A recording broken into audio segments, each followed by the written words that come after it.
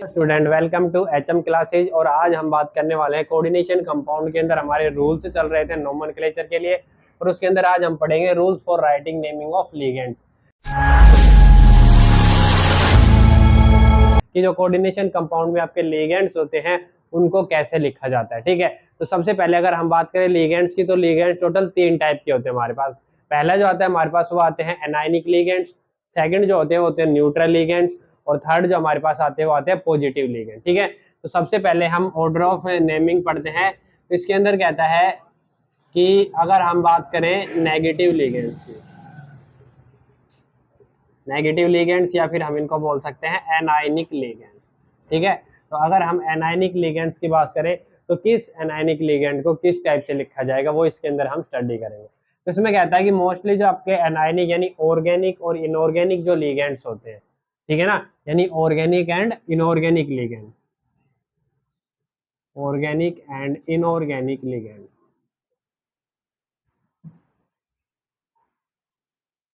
इनका जो हमारा नाम आता है उसको हम एंड करते हैं ओ से। कैसे एंड करेंगे? ओ से। ओ का मतलब जैसे अगर हम लेके चले साइनाइड, Cn नेगेटिव होता है, तो ये क्या हमारे पास एक नेगेटिव लिगेंड है। तो इस नेगेटिव लिगेंड का जब हम नाम लिखेंगे तो यहाँ पे हमारा नाम क्या आएगा? साइनो। क्या नाम लिखा जाएगा? साइनो। ठीक है, इसके बाद अगर हम बात करें Cl नेगेटिव, Cl नेगेटिव भी क्या है? एक एनायनिक लिगेंड है, और इसका जब हम नाम लिखेंगे तो इसका नाम कैसे लिखेंगे? देखो, अकॉर्डिंग टू IUPAC इसका नाम लिखा जाता है क्लोरो और क्लोरिडो दोनों, लेकिन आफ्टर 2004 जो रूल्स आए थे IUPAC के, उसके बाद में इसको हमेशा क्लोरिडो ही लिखा जाता है। तो इसको हम लिखेंगे क्लोरिडो। क्या लिखेंगे? क्लोरिडो। इसके बाद आपका आएगा एफ नेगेटिव, एफ नेगेटिव हमारा हो जाएगा फ्लोरिडो, फ्लोरिडो। इसके बाद हमारा आएगा Br नेगेटिव, Br नेगेटिव को हम लिखेंगे ब्रोमिडो। इसके बाद आएगा आई नेगेटिव, आई नेगेटिव को लिखा जाएगा आयोडीडो, आयोडीडो। ठीक है, इसके बाद में अगर हम कुछ और लिगेंड्स की बात करें जिनके ऊपर नेगेटिव चार्ज होता है, तो इसके अंदर जैसे हमारे पास आ गया सल्फेट 2 नेगेटिव, SO4 2 नेगेटिव। ठीक है, तो इस लिगेंड्स का नाम लिखने के लिए देखो, जो लिगेंड 8 से एंड हो रहा है, 8 का मतलब जैसे सल्फेट है, क्या है? सल्फेट। सल्फेट जो है लास्ट में क्या आ रहा है? 8। तो ये जो आपका 8 है ये चेंज हो जाएगा किसके अंदर? ATO के अंदर। इसके अंदर चेंज हो जाएगा ए, मतलब इसका ई ओ के अंदर चेंज हो जाएगा। ठीक है, तो यहाँ पे हम इसका नाम लिखेंगे सल्फेटो। क्या नाम लिखा जाएगा? सल्फेटो। ठीक है, इसके बाद में अगर और हम बात करें हमारे जो लिगेंड्स होते हैं, जैसे इसके अंदर आप लिख सकते हो कोई भी एनायनिक लिगेंड्स। तो इसमें देखो एक चीज और आती है कि जब भी आप किसी एनायनिक लिगेंड का नाम लिख रहे हो और वो एंड हो रहा है किससे? 8, ATE 8 से एंड हो रहा है, या फिर ITE से एंड हो रहा है, तो इनका जो ई है वो हम किस में चेंज कर देंगे? ओ के अंदर चेंज कर देंगे, और फिर उस कंपाउंड का नाम लिखेंगे। ठीक है, इसके बाद में हमारे पास कुछ ऐसे एनायनिक लिगेंड्स हैं जिनका हमें नाम निकलना है इन IUPAC nomenclature of coordination compound के अकॉर्डिंग। तो इसके अंदर देखो कैसे, क्या कहता है कि यहाँ पे हमने लिया है NO2। NO2 क्या होता है? हमारा नाइट्रो। ठीक है, तो यहाँ पे हम इसको लिखेंगे क्या? नाइट्रो। उसके बाद हमारे पास OH नेगेटिव है, OH नेगेटिव को हम लिखेंगे हाइड्रोक्सो। क्या लिखेंगे? हाइड्रोक्सो। उसके बाद हमारा O2 नेगेटिव है, O2 नेगेटिव एक एनायनिक लिगेंड है, तो इसको हमेशा लिखा जाएगा ऑक्सो। क्या लिखेंगे? ऑक्सो। इसके बाद में H नेगेटिव, क्योंकि देखो हमें पता है हाइड्रोजन जो होता है वो H पॉजिटिव भी होता है, H नेगेटिव भी होता है और न्यूट्रल भी होता है। इसके तीनों ऑक्सीडेशन स्टेट मिलते हैं हमें। ठीक है, तो यहाँ पे इसको लिखा जाएगा हाइड्रिडो। क्या लिखा जाएगा? हाइड्रिडो। इसके बाद ये जो होता है ये हमारे पास होता है ऑक्सोलेट। क्या होता है? ऑक्सोलेट। मतलब इसका जब नाम लिखेंगे तो क्या आएगा? ऑक्सोलेट। अब लेट के अंदर ATE आ रहा है, ATE का क्या हो जाएगा? O बन जाएगा। क्या बन जाएगा? O। इसका नाम आ जाएगा ऑक्सोलेटो। क्या आ जाएगा? ऑक्सोलेटो। इसके बाद NH2, NH2 को हम लिखते हैं अमाइड। क्या लिखते हैं? AMIDE, amide. तो IDE का जो E है वो चेंज हो जाएगा किसके अंदर? O के अंदर, और ये हमारा नाम बन जाएगा अमीडो। क्या नाम आएगा इसका? अमीडो। इसके बाद में NH, NH को हम हमेशा लिखते हैं इमाइन, इमाइड, क्या लिखते हैं, इमाइड, IMIDE, इमाइड। लेकिन यहाँ पे जो इसका नाम आएगा, इसका ई किस में चेंज हो जाएगा, O के अंदर, और हम इसको लिखेंगे क्या, इमीडो, क्या लिखेंगे, इमीडो। इसके बाद में ONO, ONO को लिखा जाता है नाइट्राइट, TRITE, और ये हो जाएगा नाइट्राइटो, TNITRITO, नाइट्राइटो, क्या लिखा जाएगा, नाइट्राइटो। उसके बाद HCN, HCN को हम लिखते हैं क्या, थायोसाइनेटो, ये होता है थायोसाइनेट, और थायोसाइनेट का ई किस में चेंज हो जाएगा, ओ के अंदर, और ये बन जाएगा थायोसाइनेटो, क्या बन जाएगा, थायोसाइनेटो। तो इसका नाम हमारे पास आएगा थायोसाइनेटो।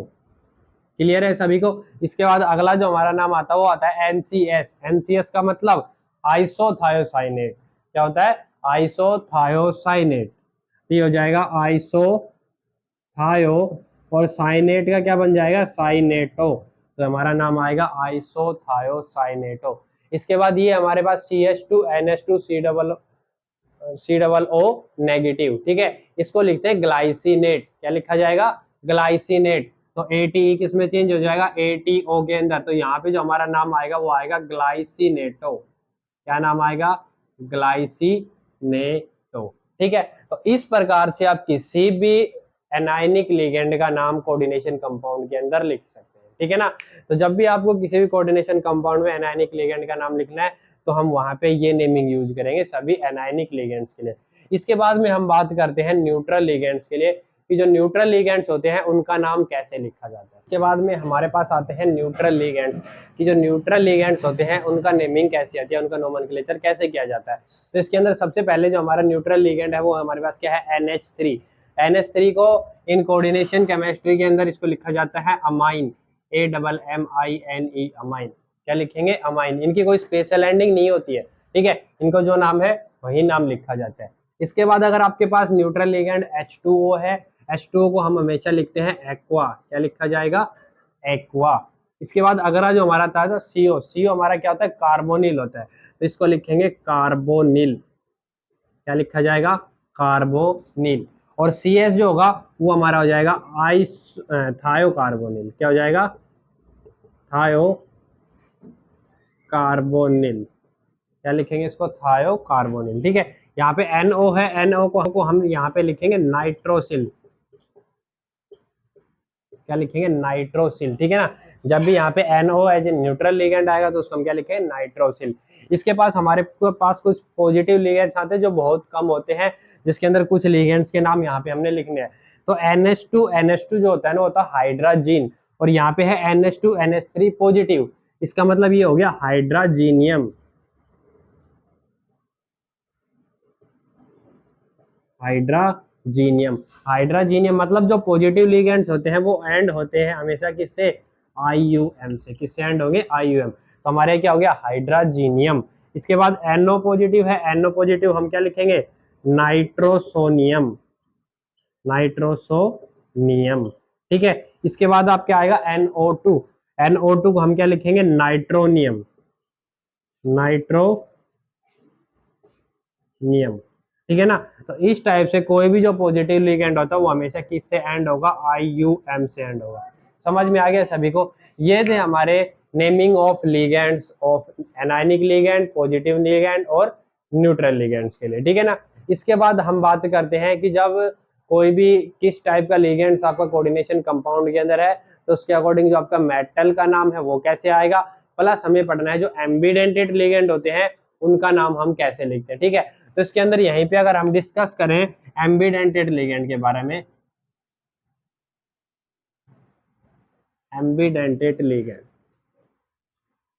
तो अगर हम एम्बिडेंटेड लिगेंड की बात करें तो सबसे पहले तो ये है कि एम्बिडेंटेड लिगेंड होते क्या है।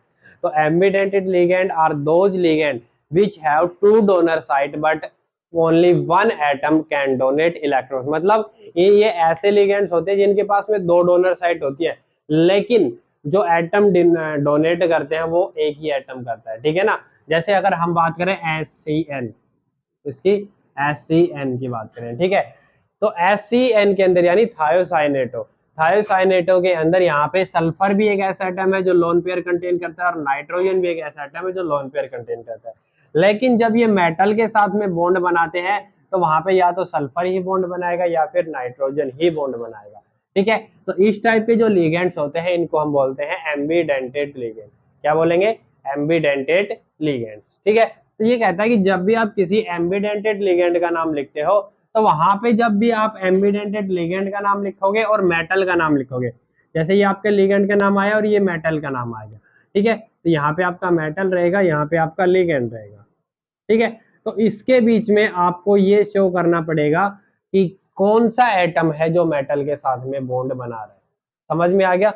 जैसे यहाँ पे अगर हम बात करें तो HCN के अंदर सल्फर है जो मेटल के साथ में बॉन्ड बनाता है, तो यहाँ पे हम लिगेंड फिर डैश लगाएंगे फिर सल्फर लिखेंगे फिर मेटल का नाम लिखेंगे।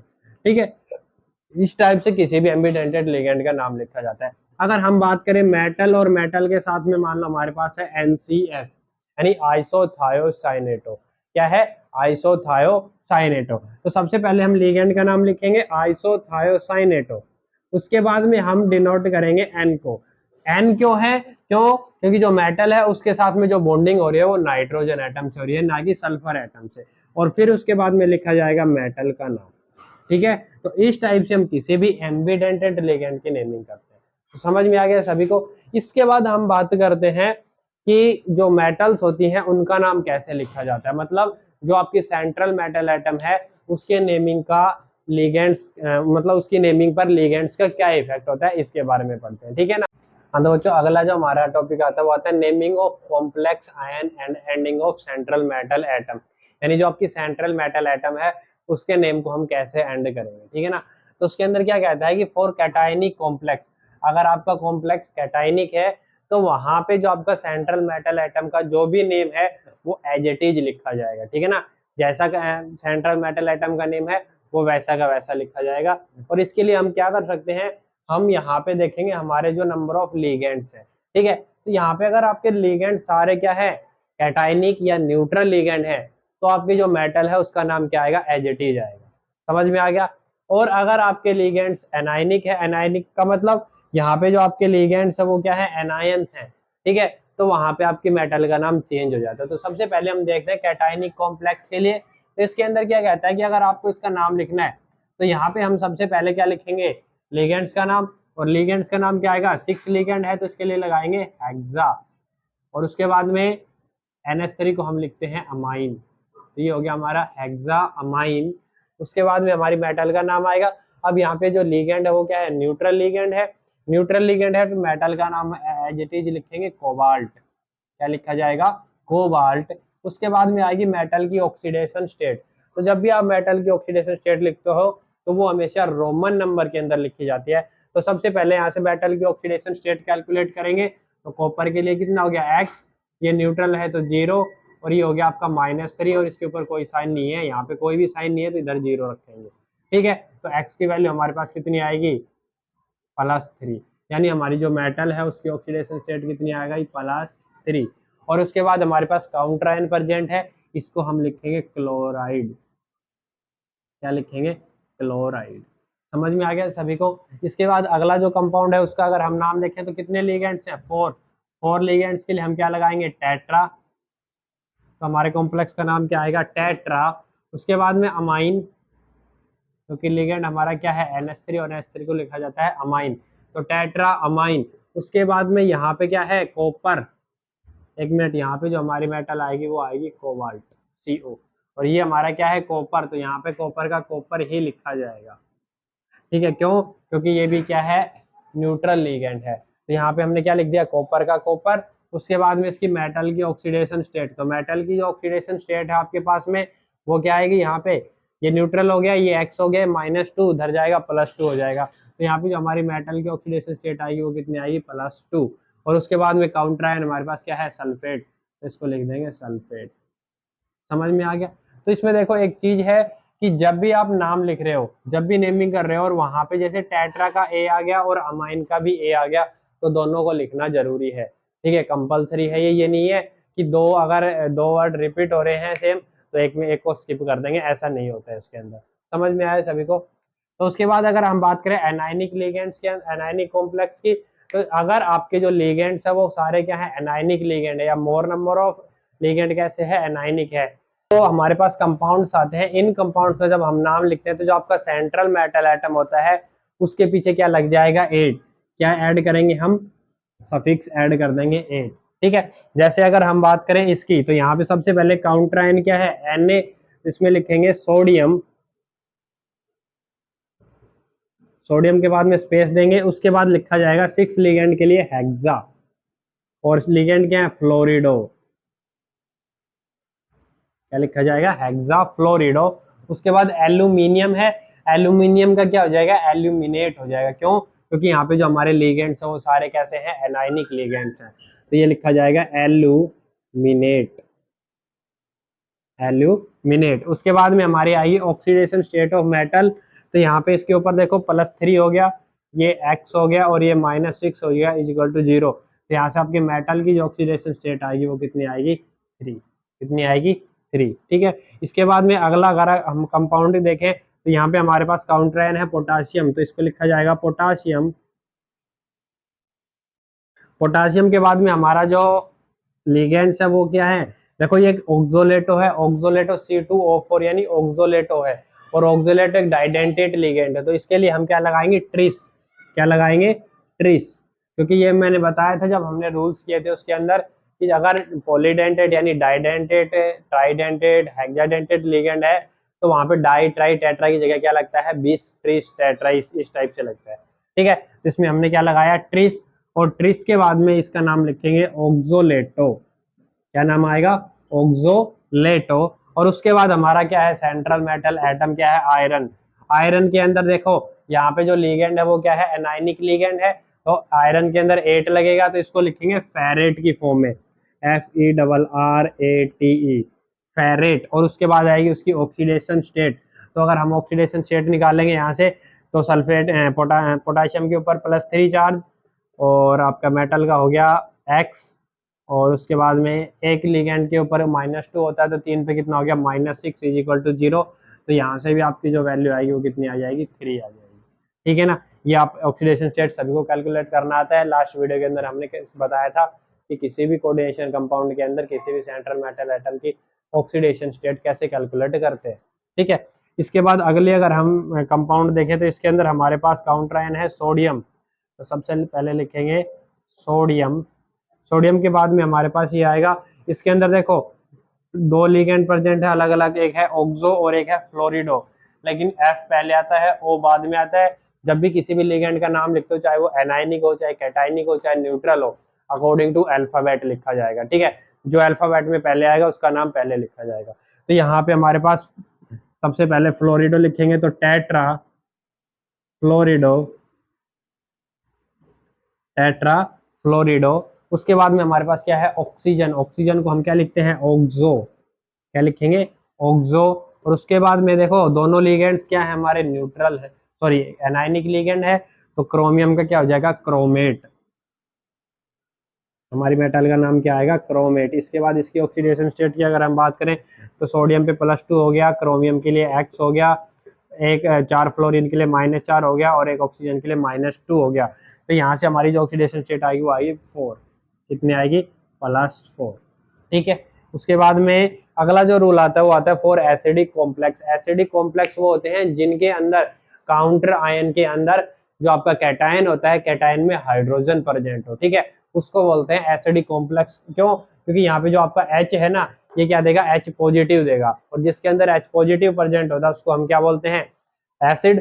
तो यहाँ पे ये जो एसिड है ये क्या हमारा एसिडिक कॉम्प्लेक्स, मतलब ये जो कॉम्प्लेक्स है क्या है, एसिडिक कॉम्प्लेक्स है। ठीक है, तो इसके अंदर जब आप नाम लिखोगे तो यहाँ पे जो आपका मेटल का जो नेम आएगा वो एंड होगा IC के साथ में। किसके साथ एंड होगा, IC के साथ में। तो यहाँ पे अगर हम लिखे सबसे पहले क्या है, हाइड्रोजन। हाइड्रोजन को क्या लिखेंगे, हाइड्रिडो,